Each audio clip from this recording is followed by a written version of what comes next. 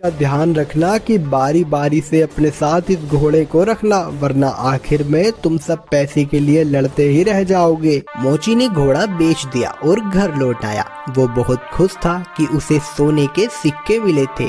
इस पैसे से उसने अपने ही गांव में थोड़ी सी जमीन खरीदी। इस बीच डकैत भी घोड़े को लेकर अपने अड्डे पर पहुंच गए। वहां डकैतों के सरदार ने अपने आदमियों से कहा, इस गिरोह का सरगना होने के नाते इस घोड़े को सबसे पहले मैं रखूंगा। उन सब ने अपने सरदार की बात मानी और उस रात सरदार अपने अड्डे पर उस घोड़े के साथ सोया। अगली सुबह जब वो उठा तो उसने देखा कि वहां अस्तबल में कुछ भी नहीं था।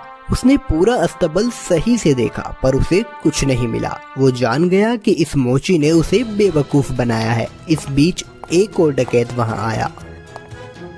सरदार, आपको सोना मिला? हमें भी बताइए कि कितने सोने के सिक्के घोड़े ने उत्पन्न किए।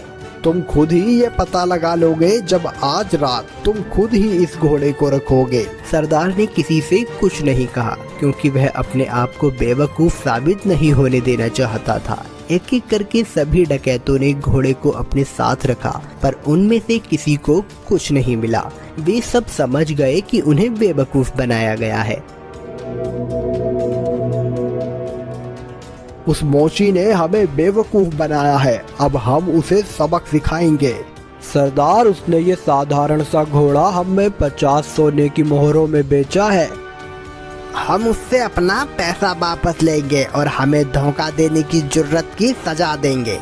हाँ, चलो चलो। वे सब के सब मोची के घर की तरफ निकल पड़े। मोची अपने खेतों में काम कर रहा था। उसने सभी डकैतों को अपने घर की तरफ आते हुए देख लिया। मोची जल्दी से अपने घर में गया और अपनी पत्नी से बोला, अरे भाग्यवान, मेरी बात ध्यान से सुनो। अभी एक डकैतों का झुंड यहाँ आएगा और जब वो मेरे बारे में पूछे तब तुम उनसे कहना कि मैं खेतों में काम कर रहा हूँ। फिर हमारे कुत्ते जबरा को भेजना मुझे बुलाने के लिए। ये कहकर वो अपने घर के पीछे छुप गया। कुछ देर के बाद चोर वहाँ आ पहुँचे। वो